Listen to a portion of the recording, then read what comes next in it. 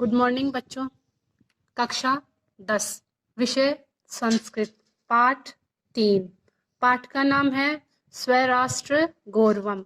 अपने राष्ट्र पर गौरव, अपने राष्ट्र की इज्जत पर गौरव करना, अपने राष्ट्र का अपने राष्ट्र की रक्षा करना, अपने राष्ट्र की गरिमा, अपने राष्ट्र का गौरव। इस पाठ में बताया गया है कि किस प्रकार हम अपने राष्ट्र पर गौरव कर सकते हैं। ये जो श्लोक है इसमें बताया गया है यानी हमारा भारत कैसा है, हमारे भारत का भूभाग कैसा है, इसके उत्तर में क्या लगता है, दक्षिण में क्या लगता है, ये इस श्लोक में बताया गया है। उत्तरम यत् समुद्रस्य हिमाद्रश्चैव दक्षिणम वर्षम तद भारतम नाम भारती यत्र संतति। जिसके उत्तर में समुद्र है, अर्थात भारत के उत्तर की साइड में क्या है, समुद्र है। हिमाद्र च दक्षिणम, भारत के दक्षिण में हिमालय पर्वत है। और इस देश का नाम क्या है, भारत देश है, जहाँ पर भारती यानी भारती भारत देश को कहा गया है, भारत माता को भारती कहा जाता है। यत्र संतति, और हम यहाँ इसकी संतान है, भारत देश की संतान हम सब भारतवासी हैं। हिमालयात समारंभे, ये जो श्लोक है इसमें बताया गया है कि इसकी शुरुआत कहाँ से होती है, भारत देश कहाँ से लेकर कहाँ तक बड़ा है, भूभाग कहाँ से कहाँ तक फैला हुआ है। हिमालयात समारंभे यावद हिंदू सरोवरम तम देव निर्मितम देश हिंदुस्तान प्रचक्षते। यानी भारत देश की शुरुआत कहाँ से होती है, ऊपर का जो हिस्सा है हिमालय पर्वत से, यानी जहाँ पर हिमालय पर्वत है, हिमालय पर्वत के बाद हिमालय पर्वत हमारे भारत देश का मुकुट कहा जाता है। तो हिमालय से शुरू होकर के सरोवर तक, इंदु सरोवर तक बना हुआ है।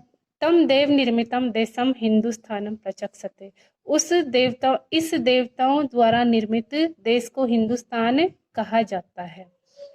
ये वाला जो श्लोक है, श्लोक नंबर 3, इस श्लोक में ये बताया गया है कि इसकी जो संस्कृति है, इसके जो नियम है, इसके जो रीति रिवाज हैं, उनका हम किस प्रकार से गान करते हैं, इनका देवता आदि भी गान करते हैं। गायती देवा किल गीतानी, यानी हमारे जो भारत की संस्कृति है, जो प्राचीन काल से चले आ रहे रीति रिवाज हैं, उनका गायन कौन करते हैं, किल होता है निश्चित रूप से। तो इसके गीत निश्चित रूप से देवता भी गाते हैं। धन्यास्तु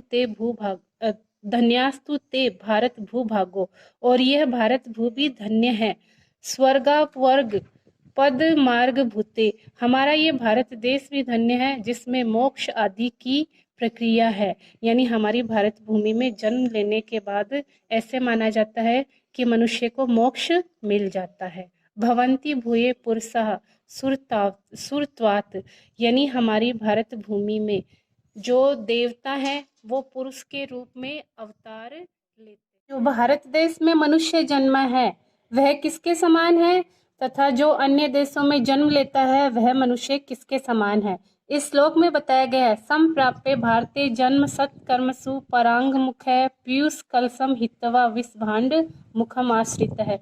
अर्थात भारत देश में सत्कर्मों से जन्म लेने वाला मनुष्य, जो मनुष्य सत्कर्म करता है वही मनुष्य भारत देश में जन्म लेता है। मानो जिस मनुष्य ने भारत देश में जन्म लिया है उसने अमृत रूपी कलश को धारण किया है, तथा विश्व रूपी भांड से वह दूर है। अर्थात जो अपने भारत देश से प्रेम नहीं करता है वह मनुष्य विश्व रूपी भांड को अपनाने के समान है। जो अपने देश से प्रेम करता है वह अमृत रूपी कलश को अपनाता है।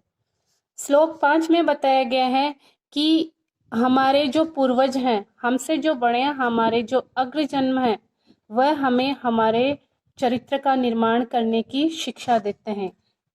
एतद देश प्रसूतस्य सकाशद अग्रजन्मनः स्वं स्वं चरित्रम शिक्षेरन पृथ्व्याम सर्व मानवः। ये वाला जो श्लोक है इसमें बताया गया है कि जो मनुष्य इस देश में जन्मा है, भारत देश में जन्मा है, तथा अपनों से पहले जन्मे, अपनों से बड़े अपने जो पूर्वज हैं उनसे अपने अपने चरित्र का निर्माण करते हैं, ऐसे मनुष्य भारत भूमि पर हमेशा उत्पन्न होते हैं। श्लोक 6। इस श्लोक में बताया गया है कि जब सीता का अपहरण हुआ था तो सीता को लंका में रखा गया था। ऐसे माना जाता है लंका स्वर्ण से निर्मित थी, लेकिन फिर भी जब राम वहां रहते हैं तो लक्ष्मण को कहते हैं कि हे लक्ष्मण, मुझे तो अपनी मातृभूमि सबसे अच्छी लगती है। चाहे अपनी मातृभूमि कैसी भी है, लंका सोने से निर्मित है, फिर भी मुझे अपनी मातृभूमि अच्छी लगती है। अपि स्वर्णमयी लंका न शोभते में अपि स्वर्णमयी लंका न में लक्ष्मणम रोचते जननी जन्म भूमिश्च स्वर्गदापि गर्यसी। इसमें बताया गया है कि हे लक्ष्मण, मुझे सोने से निर्मित ये जो लंका है ये मुझे अच्छी नहीं लगती, क्योंकि जो जननी होती है और जो जन्मभूमि होती है वह स्वर्ग से भी श्रेष्ठ होती है। स्वर्ग से भी उनकी तुलना नहीं की जा सकती है। ऐसे माना जाता है कि मरने के बाद स्वर्ग, जिसको मोक्ष मिलता है वह स्वर्ग में जाता है, लेकिन यहाँ पर जो कवि हैं वो ये कहते हैं कि जो जननी और जन्मभूमि होती है वह उस स्वर्ग से भी श्रेष्ठ होती है। ये वाला जो श्लोक है, श्लोक नंबर 7, इसमें यह बताया गया है कि अगर हमें अपने राष्ट्र का कल्याण करना है तो हमारी दृष्टि भी कैसी होनी चाहिए, कल्याणकारी होनी चाहिए। सोच जो है राष्ट्र के प्रति अच्छी होनी चाहिए।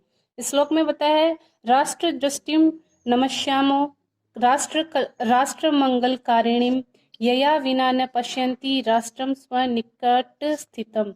जिसके पास, यानी जिस मनुष्य के पास ज्ञान नहीं है, जिसकी जो दृष्टि है वह राष्ट्र दृष्टि नहीं है, और जिसकी दृष्टि मंगलकारी नहीं है, यानी राष्ट्र का मंगल नहीं सोच सकती, वह मनुष्य अपने पास होने पर भी, यानी देश में होने पर भी देश का भला नहीं कर सकता। और जो अपने राष्ट्र का भला चाहता है वह राष्ट्र के प्रति राष्ट्र मंगलकारी दृष्टि रखता है। श्लोक नंबर 8, इसमें बताया गया है कि अगर हम अपने राष्ट्र को एक साथ देखना चाहते हैं या राष्ट्र की उन्नति या विकास देखना चाहते हैं तो हमारी राष्ट्र दृष्टि कैसी होनी चाहिए। सम्मान संस्कृति मताम यावती पितृ पुण्य भूतावती भुवाम वृत्ते राष्ट्रम एकम निगध्यते। यानी जब तक हमारी संस्कृति और मत समान रहेंगे, यानी जो संस्कृति चली आ रही है प्राचीन काल से वैसी रहेगी, हमारी मति भी वैसी ही रहेगी। और जिस प्रकार से हम अपने पिता की जो संपत्ति है उस पर अपना अधिकार मानते हैं, उसी प्रकार से अगर हम अपने राष्ट्र पर भी अपना अधिकार मानेंगे या अपने राष्ट्र को अपना तन मन धन जब तक सब अर्पित करने की सोचेंगे, तब हमारा राष्ट्र एक साथ रह सकता है, राष्ट्र उन्नति कर सकता है, राष्ट्र आगे बढ़ सकता है। इस श्लोक में यही बताया गया है। 9 वाला जो श्लोक है इसमें यह बताया गया है कि किस प्रकार से, यानी हमारी जो भारत भूमि है, मातृभूमि है, कर्म भूमि है, वो कैसी है। पितृभूत्वम पुण्यभूत्वम द्वयम यस्य न विद्यते।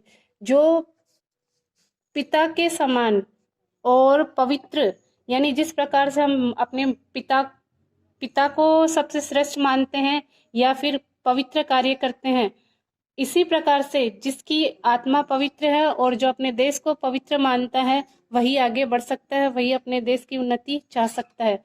जिसके पास ये सब कुछ है वही निश्चित रूप से अपने देश की उन्नति कर सकता है। श्लोक नंबर 10 में ये बताया गया है कि राष्ट्रीय कौन है, किस प्रकार से हमें अपने राष्ट्र का भला करना चाहिए, किस प्रकार से हम अपने राष्ट्र का भला कर सकते हैं। राष्ट्रीय उत्थाने पतने राष्ट्रीय अवलंबे ही भवत सर्वदा तस्मात् इच्छिक्षणस्तु राष्ट्रीयः। वही व्यक्ति राष्ट्रीय है जो राष्ट्र के उत्थान में, राष्ट्र के पतन में, राष्ट्र की हर मुसीबत में उसका सहारा बनता है।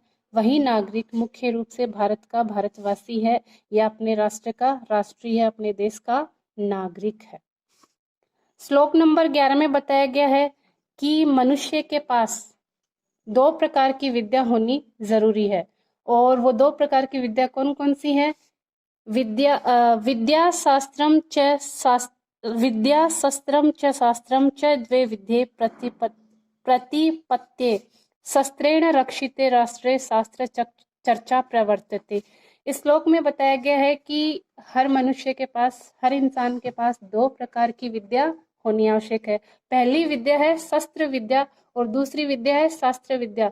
जिस मनुष्य के पास शस्त्र विद्या होती है वह शस्त्रों के उपयोग से अपने विपत्ति आने, देश के ऊपर विपत्ति आने पर वह अपने देश की रक्षा कर सकता है, तथा जिस मनुष्य को शास्त्रों का ज्ञान होता है वह अपने ज्ञान के द्वारा अपने देश की रक्षा करता है और शास्त्रों की चर्चा करके अपने देश की उन्नति कर सकता है। इस प्रकार से इस पाठ के अंदर भारत के गौरव के बारे में बताया गया है कि हमारा जो भारत था पहले से भी विश्व गुरु था, विश्व गुरु है और विश्व गुरु रहेगा।